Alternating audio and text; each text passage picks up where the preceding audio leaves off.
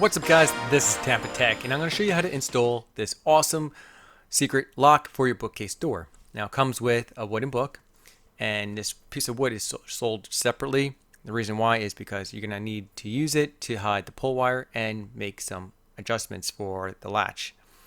I'm going to show you how to do that later on in this video. Now what's included in the box besides the wooden book is this door strike, a latch, and pull wire.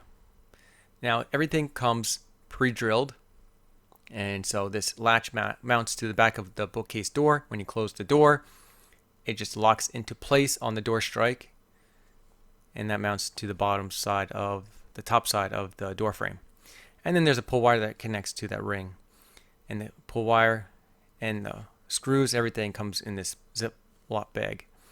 So you want to make sure you line everything up properly, and you want to mark everything using a pencil, and that's what I'm doing right now.